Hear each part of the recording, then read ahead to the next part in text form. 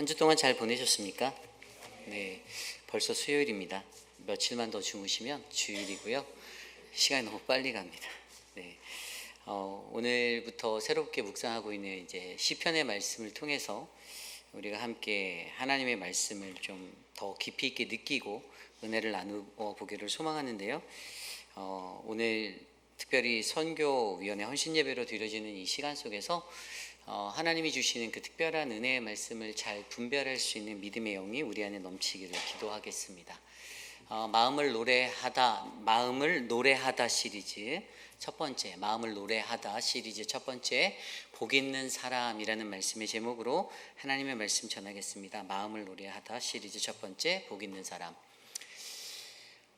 시편에 나와 있는 모든 시들은요, 이것은 그들의 마음 가운데 자신이 경험한 하나님을 노래하는 그러한 마음의 노래들입니다.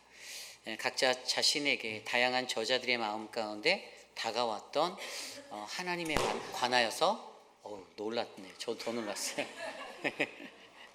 그 하나님에 관하여서 노래하고 마음의 감정들을 표현하며 하나님을 높여 찬양하는 것, 그러한 삶이 아마 이 시대에 하나님을 마주하였던 저들의 인생 가운데 있었던 것 같습니다. 그런데 시편 1편에 딱 들어서면 가장 먼저 복 있는 사람에 관해서 이야기를 하고 있어요. 복 있는 사람. 여러분, 세상에 살면서 어떠한 자가 복 있는 사람입니까? 저는 예전에 복받은 놈, 복받은 녀석이라는 이야기를 들어본 적이 있어요. 언제였을까요? 제가 결혼할 때 제 친구들이 저희 아내를 보고 복받은 놈이라고, 저를 보고 복받은 놈, 어떻게 저렇게 예쁜 아내를 얻을 수 있니? 능력자, 복받은 놈이다라고 저한테 제 친구들이 그랬습니다. 세상에 사는 사람들에게 복은 누군가 갖고 있지 않는 특별한 어떤 은혜의 자리들이나 아주 좋은 위치의 것들이 자기들에게 부어져 있을 때 사람은 복이라고 말합니다. 인생의 성공이나 어떤 높은 학력의 것들, 또 남들이 가질 수 없는 부의 어떤 성취들. 그러나 하나님의 백성들에게 있어서 이 복이다라는 것은 세상의 사람들의 관념으로 가지고 있는 그들의 가치 기준의 것들과는 사뭇 다른 것이다라는 것을 우리 그리스도인들은 정립시켜야만 해요. 그래서 오늘 시편 말씀은 그 복 있는 사람에 관한 이야기를 나누는데, 오늘 이 복 있는 사람이 어떠한 사람인지를 우리가 말씀 속에서 깊이 있게 묵상해 보려고 합니다. 복 있는 사람이다. 오늘 말씀 1절은 이렇게 시작하잖아요. 복 있는 사람은, 이 복 있는 사람이다라는 이 구절에 복 있는 사람 히브리어 아쉬레이 하이쉬라는, 이 하이쉬는 그 사람이고 아쉬레이는 이 행복하다, 복이 있도다라는 어떤 감탄사입니다. 그러니까 복이 있다, 그 사람은 복이 있다, 그 사람은 행복한 사람이다라고 말하는 이 복 있는 사람의 이 아쉬레이라는 히브리 단어는요, 가장 큰 의미가 무엇이냐면 이것은 하나님과 동행하는 자에 관한 의미입니다. 하나님과 바른 관계에 놓여져 있고 하나님과 동행하며 그렇게 살아가는 복된 상태의 단어를 나타내는 단어가 바로 이 아쉬레이라는 것입니다. 그 복된 상태로 말미암아 내 삶의 결과들도 나타나는 어떠한 원인이 되는 것이 아니라 내 삶의 결과론적으로 복 있는 사람, 복 받은 자라고 이야기하는 그러한 것들을 성경에서 아쉬레이라는 히브리어 단어가 강조하고 있습니다. 오늘 이 사람은요, 복 있는 사람, 이 사람은 이미 누군가로부터 자신의 삶의 결과론적인 복을 받은 인생을 말합니다. 그리고 오늘 이 아쉬레이의 인생이 되기 위해서 이미 정해져 있었던 어떤 결과론적인 그 삶의 길을 가기 위해서 어떤 자가 진짜로 하나님이 원하시는 복받은 인생이 될 수 있는가를 오늘 말씀은 우리에게 두 가지로 설명해 주려 합니다. 저는 이 시간 우리에게 주시는 말씀을 통해서 복 있는 사람, 이 아쉬레이의 인생이 저와 여러분들의 인생이 되기를 소망하며 주님이 주시는 귀한 말씀 가운데 복 있는 사람은 어떠한 자인지, 어떻게 살아가야 하나님과의 바른 관계, 그 하나님과의 동행하심이 온전하게 세워지는 자인지를 믿음으로 함께 점검해보는 우리 모두가 되시기를 간절히 축복합니다. 이 시간 첫 번째로 복 있는 사람, 첫 번째 우리에게 주신 말씀은 복 있는 사람은 하나님 말씀의 기준으로 서는 자입니다. 복 있는 사람은 하나님 말씀의 기준으로 서는 자입니다. 오늘 말씀 1절부터 3절까지의 말씀을 좀 더 정확히 들여다볼게요. 복 있는 사람은 악인의 꾀를 따르지 아니하며 죄인들의 길에 서지 아니하며 오만한 자들의 자리에 앉지 아니하고 오직 여호와의 율법을 즐거워하여 그의 율법을 주야로 묵상하는도다. 아멘. 지금까지 읽어드린 1절과 2절 말씀 사이에서 발견할 수 있는 한 가지 기준이 있습니다. 그것은 무엇을 하고 무엇을 하지 말아야 하는가의 기준이 있다라는 거예요. 복 있는 사람에 관해서는 악인의 꾀를 따르지 아니하는 자, 죄인의 길에 서지 아니하는 자, 오만한 자의 자리에 앉지 아니하는 자로서 하지 말아야 할 것들에 대해서 그 삶을 설명하고 있습니다. 무엇을 하지 말아야 하는가? 그리고 2절에 나온 대로 오직 여호와의 율법을 즐거워하여 그의 율법을 주야로 묵상하는 자로다라는 말씀으로 무엇을 해야 하는가에 관해서 설명하고 있어요. 그리고 이것들을 정확히 들여다보면 우리의 삶 가운데 우리가 무엇을 하고 무엇을 하지 말아야 하는가의 삶의 기준이 매우 중요하다. 하나님께서 우리에게 복 있는 사람, 이 아쉬레이의 사람으로 세우실 때 우리에게 무언가 정확한 삶의 기준이, 신앙의 삶의 기준이 필요한데 이것을 점검해보고 이것을 바르게 갖추는 것이, 이 기준이 명확해야 그래야 우리는 복 받은 자가 될 수 있다라는 결론에 이를 수 있는 것이죠. 말씀을 좀 더 깊이 있게 들여다보면 아까 읽었던 말씀에서 오늘 복 있는 사람은요, 악인의 꾀를 따르지 아니한다라고 얘기합니다. 악인의 꾀를 따르지 아니한다. 그리고 여기서 보면 중요한 구절이 따르다라는 단어예요. 악인의 꾀를 따르지 아니하는 것. 여러분, 이 따르다라는 단어가 히브리어 원어 성경에 보면 우리가 너무나도 잘 아는 단어로 표현되어 있습니다. 이 단어는 히브리어 할라크예요. 동행이에요. 동행. 우리가 할라크라는 단어 많이 들었지만 이것은 걷는 거잖아요. 함께 걷다. Work with God. 주님과 함께 걷는 것. 우리가 누구와 동행하는가? 우리의 인생은 누구와 걷는가? 그리고 그 뒤에 나오는 두 번째, 따르다라는 이 걷는 것에 관한 이야기가 나온 다음에 뭐가 나왔냐면 죄인의 길에 서지 아니한다. 길에 서지 아니하는 것. 서다라는 단어는 히브리어로 아마드라는 단어, 멈춰 있는 것입니다. 걷고 멈추고, 그리고 세 번째로 나와서 우리가 볼 수 있는 것이 뭐죠? 오만한 자들의 자리에 앉지 아니하며. 여기서 앉다라는 단어 히브리어 야샤브는 정착한다는 의미를 가지고 있죠. 걷고 멈추고 정착하는 것, 이것이 무엇이죠? 저는 이것이 우리의 인생이다라고 설명합니다. 우리의 인생의 길이에요. 우리는 우리가 각자 선 길에서 우리는 걷고 때로는 멈추고 때로는 정착하기도 합니다. 우리의 인생을 설명하는 이 2절, 1절의 구절을 통하여서 우리의 인생 가운데 하나님은 우리에게 이 길이라는 것을 말씀해 주시는데 그 길을 뭐라고 말합니까? 죄인들의 길에서 떠나야 하는 것이 필요하다라고 먼저 설명하고 있어요. 우리가 이 길에서 어떻게 살아가야 하는가? 복 있는 사람이 돼서 살 때 나는 이 길에서, 그 길에서 어떻게 살 것인가? 첫 번째는 죄인의 길을 떠나는 거예요. 죄인의 길을 걷고 멈추고 정착하는 그 길 가운데서, 이 길에서는 무엇을 나타내죠? 우리 인생의 방향성이 담겨 있습니다. 내가 어떠한 길의 방향으로 나아가는가? 그냥 단순히 도로를 위를 걸어가는 그러한 길에 대한 관한 이야기가 아니라 나의 인생의 방향, 나는 어디로 가고 나는 무엇을 향하여 가고 내가 어디로 나아가야 하는가? 우리의 인생의 길의 모든 것들이 바로 짧은 이 한 구절에 담겨 있습니다. 악인의 꾀를 따르지 아니하였던, 거기에 걸었던 것, 죄인들의 길에 서지 아니하는 것, 멈추지 아니하였던 것, 멈추었던 삶, 오만한 자리에 앉지 아니하였던, 정착하고자 했던 그러한 안일함에 빠지고자 했던 그런 삶들, 우리의 인생길에 놓일 수 있는. 그런데 분명히 그 말씀이 아까 죄인의 길에 서지 않고 어떻게 그 길에서 떠나야 한다. 우리의 삶의 방향의 전환이 일어나야 한다라고 설명하죠. 방향의 전환이 어디로 갑니까? 바로 우리가 믿는 하나님 예수 그리스도께로 가야 한다라는 것입니다. 정처 없이 떠도는 그러한 인생길, 어디로 갈지 몰라 헤매이며 그냥 흘러가는 그 인생길에서 가장 중요한 것은 내가 걷고 멈추고 정착하는 그 인생길에서 우리의 길의 방향성은 정확하게 주님을 향하여, 예수님을 향하여, 그리스도를 향하여 방향의 전환을 이룸으로써 나아가야 한다는 것을 설명하고 있는 것입니다. 그러므로 여기서 말하는 것은 사실 복 있는 사람은 죄가 없는 사람이다라는 것을 말하는 것이 아니에요. 복 있는 사람은 악인의 꾀를 따르지 아니하고 죄인의 길에 서지 아니하고 오만한 자의 자리에 앉지 아니하는, 죄가 있으나 그들의 방향의 전환이 일어난 인생들, 그 인생에 관해서 깊이 있게 터치해 주는 거죠. 죄가 없다가 아닙니다. 죄가 있습니다. 누구든지 죄가 있어요. 그러나 그들이 삶은 어드레스, 그 삶의 목적의 그 방향성은 정확하게 내 죄의 길에 서고 걷고 멈추고 정착하는 인생이 아니라 그 길에서 나의 발걸음을 돌려 방향을 바꾸어 죄가 아닌 하나님, 우리의 예수 그리스도께로 우리의 방향성을 바꾸는 그러한 인생, 죄의 길에서 떠남의 방향의 전환이 필요하다는 것이죠. 그리고 여기서 멈추지 않습니다. 시편 저자는 2절의 말씀을 통하여서 여호와의 율법을 즐거워하여 그의 율법을 주야로 묵상하는도다라고 설명하며, 두 번째로 필요한 것은 말씀을 즐거워함이 필요하다라는 것이에요. 복 있는 사람이 되기 위해서 죄인의 길을 떠나고 방향의 전환이 일어나면, 그렇게 전환된 방향은 어디로요? 하나님의 말씀으로. 여러분, 하나님의 말씀을 여러분들이 그리워하고 좋아했던 적이 계십니까? 여러분의 인생 가운데 하나님의 말씀이 너무나도 달콤해서 다음 말씀이 뭐지? 저 뒤에 이어지는 말씀이 뭐지라고 혹시 궁금해 하신 적이 있나요? 한 번도 없으신가요? 있으실 것 같은데요, 그죠? 있으실 수 있을 거예요. 하나님의 말씀에 사로잡히고 갈급함 심령에 내게 그 생명수 같은 말씀이 들어왔을 때 너무나도 놀라울 정도의 그 하나님의 말씀으로 말미암아 이 말씀에서 생명수가 터지는 그 은혜를 느끼고, 도대체 이 다음의 말씀에는 어떤 것이 느껴지나?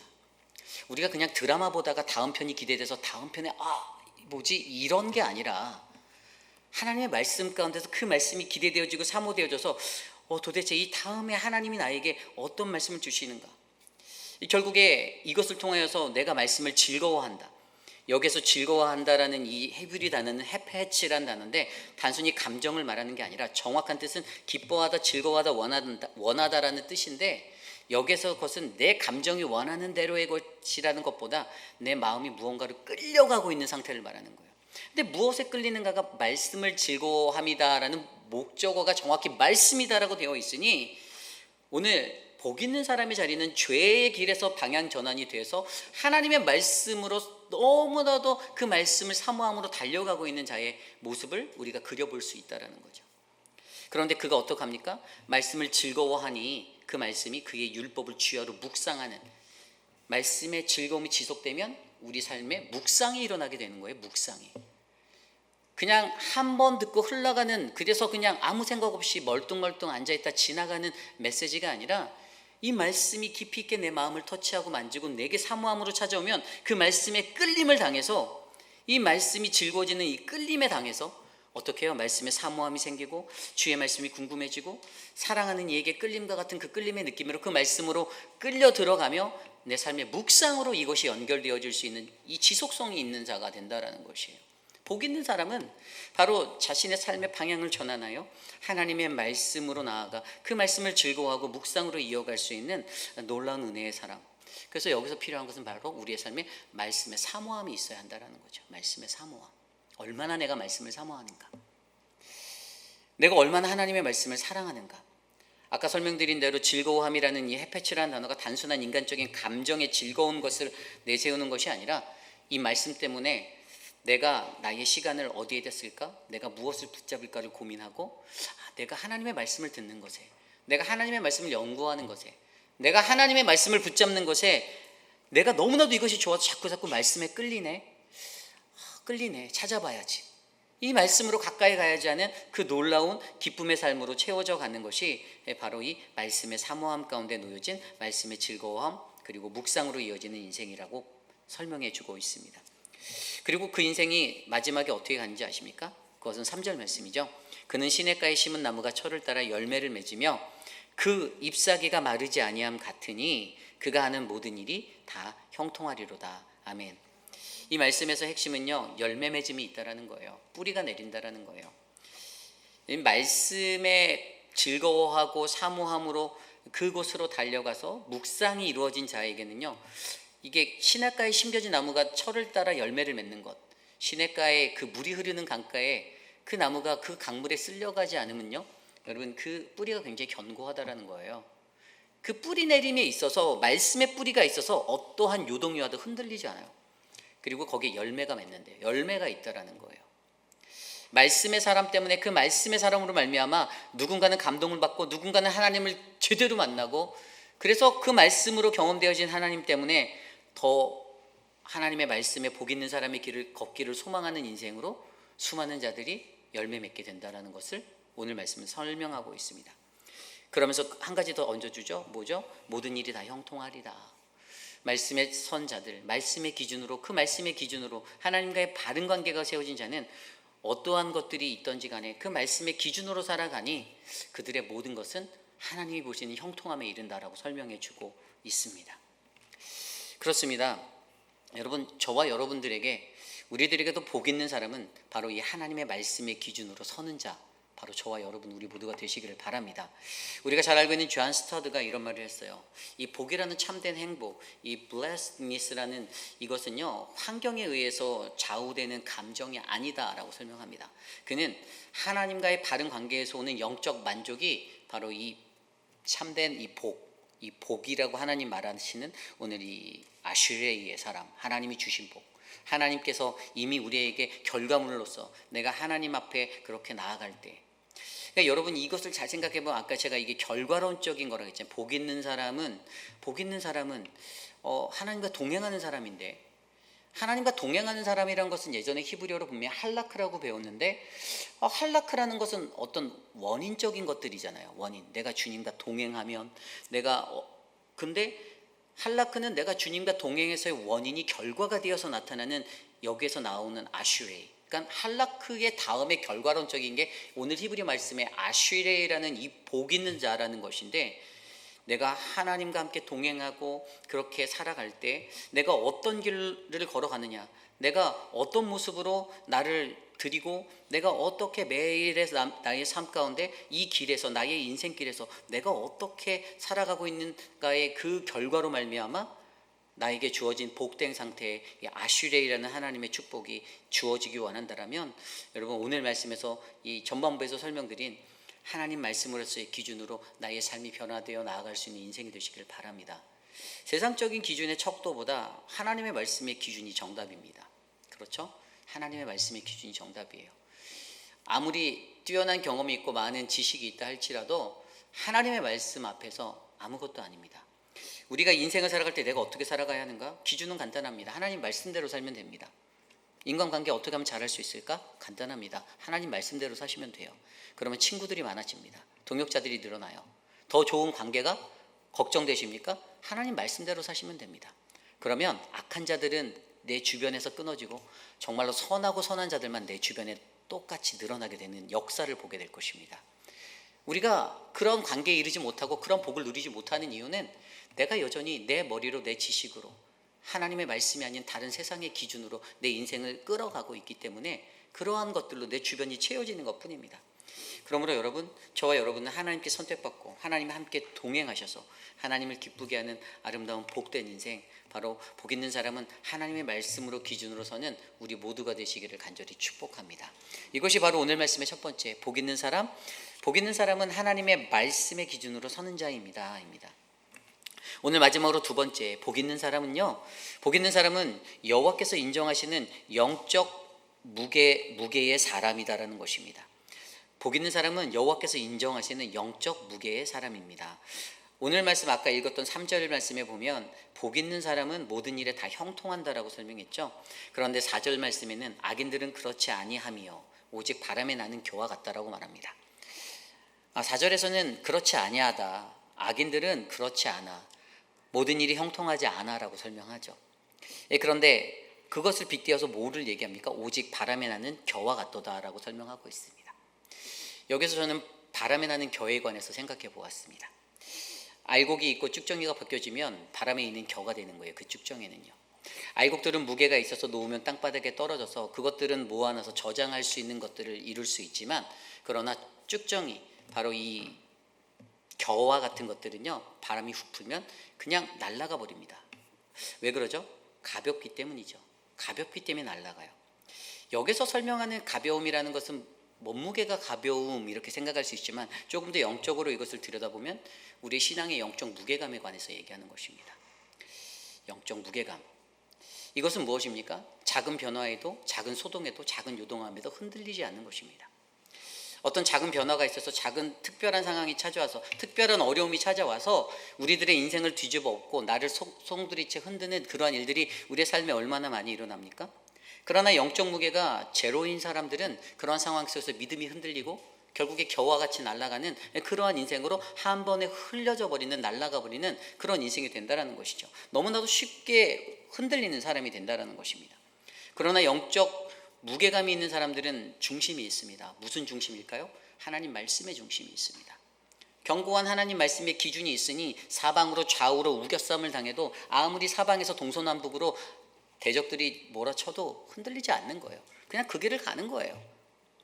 그리고 그 변화 속에서도 그 갖고 있는 말씀의 실체로, 내가 갖고 있는 말씀의 실체, 가벼운 자들은, 이 겨와 같은 자들은 말씀의 실체가 없어서 흔들리는데, 이 말씀의 실체가 우리의 삶 가운데 젖어 있고 묻어 있으니 이러한 상황 속에서는 하나님의 말씀을 따라 내가 이렇게 살아가야지라고 하는 방향의 키를 놓을 수가 있는 거죠. 성경에 보면, 성경 속에서 이 무게라는 것의 히브리어 단어를 찾아보면, 무게를 나타내는, 무겁다, 무게라는 것에 관한 히브리 단어는 우리가 잘 알고 있는 카보드라는 단어입니다. 근데 이 카보드가 뭡니까? 이거는 영광이라는 단어예요. 하나님의 영광은 무게가 있는 것이다 라는 것을 설명하는 것이죠.